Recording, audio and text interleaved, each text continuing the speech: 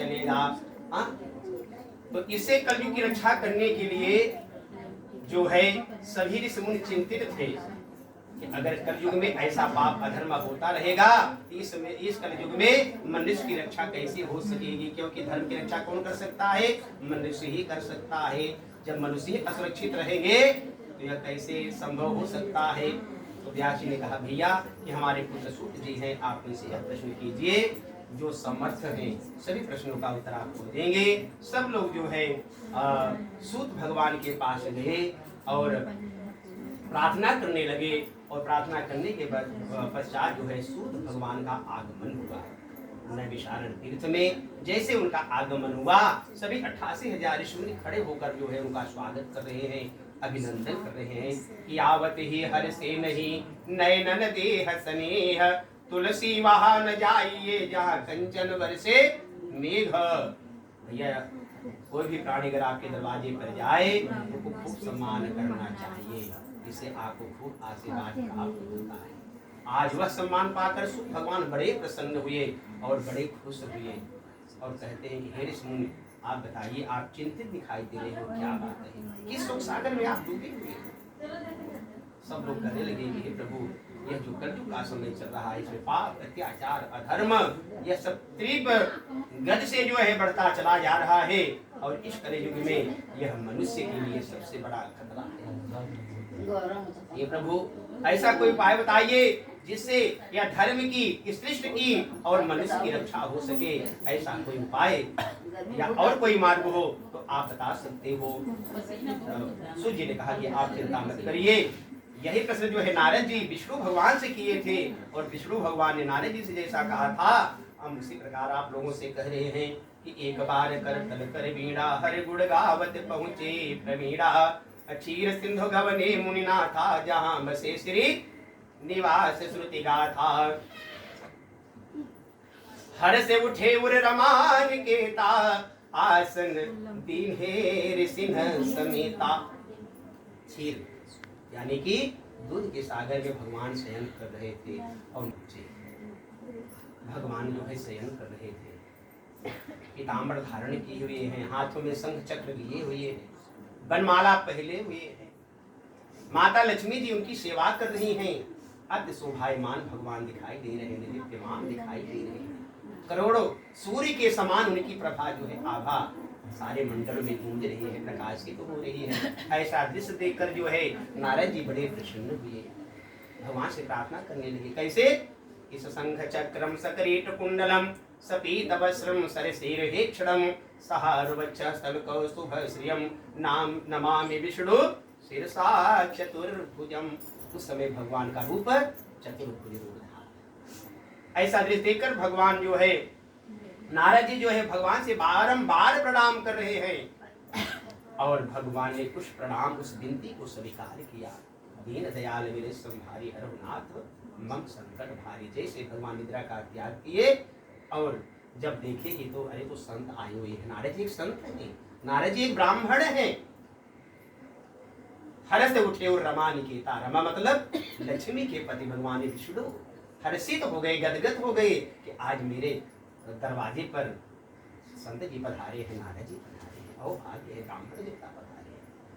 आसन दीन्हे ऋषि समेता, भगवान अपने हाथ से उनको आसन दे रहे हैं नारद जी को, आप आसन ग्रहण कीजिए और बताइए, आप चिंतित दिखाई दे रहे हो, शोकाकुल दिखाई दे रहे हो, क्या बात है? तब नारद जी कहने लगे, सो तुम जानो अंतर्यामी गुरवः मोर मनोरथ स्वामी। हे अंतर्यामी, आप तो सभी मनोरथ को जानने वाले हो, फिर भी आप हमसे पूछ रहे हैं। तब जो है भगवान ने कहा, मैं तो सब कुछ जानता हूँ, आप कहाँ से आए हो और आपके मन में क्या है वह सब मैं जानता हूँ, लेकिन मैं आपके मुख से सुनना चाहता हूँ। नारद जी कहने लगे कि प्रभु मैंने भी दुख में गया, नाना क्लेश तब बीता, यानी जितने भी प्राणी हैं सब कष्ट में है, दुख में है, उनकी नैया इस भवसागर में डूबी हुई है। हे प्रभु, क्या यह कलयुग का असर है? क्या कलयुग में ऐसे प्राणी रहेंगे? उनका जीवन यापन ऐसा ही रहेगा, कष्ट में ही रहेगा, दुख में रहेगा? क्या उनके जीवन में सुख शांति नहीं आएगी? भगवान ने कहा, वो तो ठीक है, वो तो जैसे कर्म करता है उसका फल वैसे ही भोगता है, लेकिन ऐसा नहीं है। कलयुग से कोई घबराने की बात नहीं है। सो हे नारद, आपने यह प्रश्न किया है और इसका उत्तर मैं आपको दे रहा हूँ, अन्यथा यह मैं किसी से नहीं कहता, क्योंकि मैं आपकी भक्ति से मैं बड़ा प्रसन्न हूँ कि आप जो प्रश्न किया है ये सारे संसार को कल्याण करने वाला है। भगवान कहने लगे कि हे नारद, जो मनुष्य श्रद्धा से भक्ति से तन मन धन होकर श्री सत्यनारायण भगवान की कथा करेगा, वह मनुष्य इस संसार का सब सुख प्राप्त होगा। धन धान्य प्रवर्धनम, धन धान से परिपूर्ण हो जाएगा, जीवन सुखी हो जाएगा, मनोवांछित फल प्राप्त कर सकता है। तब भगवान ने कहा कि हे प्रभु, आपने यह उत्तम विधि को आपने बतलाया है और यह व्रत कैसे किया जाए, इसमें कुछ तो सामग्री लगती होगी। भगवान ने कहा अवश्य लगता है। के फलम किम विधानम च, नारद जी कह रहे हैं इसका विधि क्या है, इसका फल क्या होता है। तब भगवान कह रहे हैं कि रंभा फलम घृतम चूर्णम धन धान्य प्रवर्धनम, यानी कि भगवान की विधि के द्वारा जैसे पूजा होता है, जैसे रंभा मतलब केले का फल होना चाहिए, वैसे तो 5 फल होना चाहिए। अगर 5 फल न हो सके भैया तो केले का फल भगवान के लिए बड़ा जरूरी है। गाय का घी होना चाहिए, गाय का ही दही होना चाहिए, गाय का घी दूध दही होना चाहिए, और गेहूं का चूर्ण होना चाहिए। जैसा यह चूर्ण आपने बनाया है ऐसा चूर्ण होना चाहिए। नैवेद्य के रूप में मिठाई होना चाहिए, भगवान के लिए पुष्प माला होना चाहिए, तुलसी पत्र होना चाहिए, तांबूल होना चाहिए, भगवान के लिए वस्त्र होना चाहिए।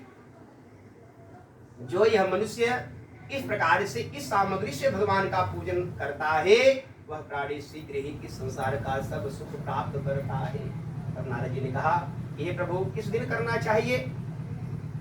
भगवान ने कहा कि अस्मिन अस्मिन दिवसे, कोई भी दिन हो, आप किसी भी दिन भगवान का पूजन कर सकते हो, लेकिन यह कथा जो है संध्या के समय में होना चाहिए। अगर यह कथा 5 बजे के बाद अगर शुरू हो तो और उत्तम माना गया है और इसका फल बढ़ जाता है। तो यह प्रदोष काल में होना चाहिए। प्रदोष काल मतलब 5 बजे के बाद, 6 बजे के बाद भी शुरू करो तो कोई बात नहीं है।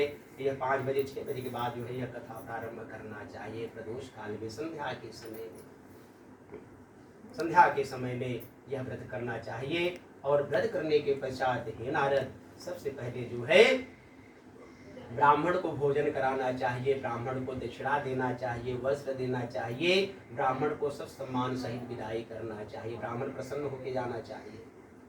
ना जाए तो पंडित हमार पूजा हो जाए, चला हम बाद में मिला, भाई समय ना है बा पंडित अपन बैठा ना अपन पंडित चल दे भाई। अब देखा पूजा तक समय रहा, पूजा के बाद समय ना है बा, तो ऐसी बात नहीं। कोई भी व्यक्ति आए, अगर वो 10 कदम आप चल के छोड़ते हो तो वह व्यक्ति बहुत प्रसन्न हो जाता है, गदगद हो जाता है। तो ये समय निकालो, आने जाने दो जिसको आना जाना है, लेकिन ब्राह्मण देवता जल्दी आते जाते नहीं है, ये भी समझ लेना। बड़े भाग्य से घर में पधारते हैं, जब भगवान की बड़ी कृपा होती है तभी हम आते हैं।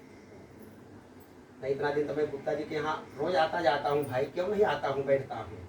आज भगवान की बड़ी कृपा है कि ब्राह्मण के द्वारा आप इतना बड़ा कार्य कर रहे हो, ये बड़ी कृपा है आपके ऊपर। अब देखो भाई साहब कराने वाले थे आपका पूजन, अब लेकिन संयोग है कि हम बैठ गए हैं आपके साथ में, उनको भेज दिया, हम गणेश नगर गए। तो ये भी बड़ी भाग्य की बात है। ये बड़े भाग्य से यह सब ये आपको मिलता है। तो भगवान स्वयं ही कह रहे हैं नारद जी से कि ब्राह्मण को सब सम्मान सहित विदाई करना चाहिए, और जो भी कथा को श्रवण करने के लिए आते हैं भगवान की कथा को श्रवण करें, प्रसाद ग्रहण करें। जब अपने घर को जाएं तो भगवान नारायण का ध्यान करते जाना चाहिए, श्रीमन नारायण नारायण, तो ध्यान करते हुए घर को जाना चाहिए। और आप लोगों के लिए, जमान के लिए मुख्य रूप से भगवान ने कहा है कि आप जो है तन मन धन होकर भगवान का पूजन करें। पूजन करने के पश्चात हवन होगा, हवन करें, आरती करेंगे, तत्पश्चात जो है भगवान का प्रसाद ग्रहण करें। और आज के इस घर में आज तो जागरण होना चाहिए, यहाँ पर भजन होना चाहिए, कीर्तन होना चाहिए, भगवान के नामों का उच्चारण होना चाहिए, संकीर्तन होना चाहिए। तो सो हे नारद, जो मनुष्य इस तरह श्रद्धा से भक्ति से तन मन होकर जो है भगवान की कथा को श्रवण करता है, वह मनुष्य इस संसार का सब सुख प्राप्त करके परम धाम को प्राप्त करता है। कहाँ पर? वैकुंठ धाम। वैकुंठ धाम कौन कौन मालिक हैं? विष्णु भगवान। ये वैकुंठ धाम के मालिक हैं, जो उनके पास चला गया फिर दोबारा यहाँ नहीं आना है। धन्यवाद। ऐसा प्रार्थना भगवान नारायण जी करो कि हम वैकुंठ धाम को भैया जब हमारा समय हो जाए हम आपके शरण में आए और हमको मोक्ष की प्राप्ति हो, तो परम धाम को प्राप्त करता है, वैकुंठ धाम को प्राप्त करता है। तो हे नारद, मैंने इस कलयुग में यह सबसे छोटा सा उपाय बताया हूँ, जो यह प्राणी इस विधि को कर सकता है, इस पूजा को कर सकता है। सही बात है भाई, इसमें ज्यादा खर्चा भी नहीं है, और है तो बहुत बड़ी चीज। छोटी मोटी पूजा तो है नहीं, लेकिन आप अगर छोटे में भी कर सकते हो तो बहुत आराम से कर सकते हो, बड़े में भी कर सकते हो भाई, और उसका बड़ा है। बहुत बड़ा दायरा है भगवान का, तो भाई कोई सीमा ही नहीं है। तो यह विधि जो है, यह पूजा चाहे वह गरीब हो चाहे वह अमीर हो, इस पूजा को कर सकता है। श्री अष्टम प्रणदेवा खंडे श्री सत्यनारायण गुफायाम प्रथमो अध्याय। बोलो वृंदावन बिहारी लाल की जय, बोलो सत्यनारायण भगवान की जय।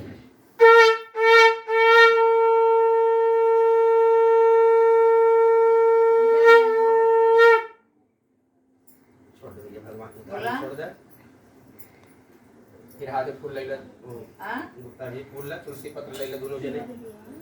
नाथ नारायण वासुदेवा कृष्ण गोविंद हे मुरारी, हे नाथ नारायण वासुदेवा, हे नाथ नारायण वासुदेवा, हे नाथ नारायण वासुदेवा। पितमात स्वामी सदा हमारे, पितमात स्वामी सदा हमारे, हे नाथ नारायण वासुदेवा, हे नाथ नारायण वासुदेवा। जिहवे देव स्वामित में देवा, जिहवे देव स्वामित में देवा। गोविंद दामोदर माधवेति, गोविंद दामोदर माधवेति, कृष्ण गोविंद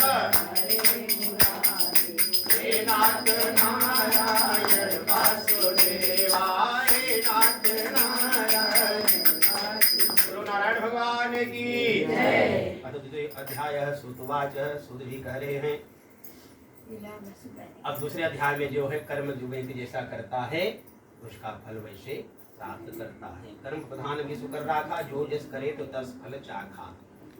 यही हान लाभ जीवन मरण जस अपजस विधि हान, यानी कि ये 5 चीज हमारे हाथ में नहीं है। हान लाभ जीवन मरण, अगर ये मनुष्य के हाथ में हो जाए तो मनुष्य किसी को न रहने दे। तो ये चीज जो है अपने हाथ में नहीं रहता है, और इसीलिए मनुष्य जो है मजबूर नहीं रहता है। ये सब भगवान के पास है, जो जन्म दिया है। भगवान कहे कि आप कर्म करो, फल का आशा त्याग दो। फल तो हम देंगे, जो जैसा कर्म करता है उसको फल वैसा प्राप्त होता है। तो रमणी काशीपुर नामक नगर में एक अति निर्धन व्यक्ति जिसका नाम सतानंद था,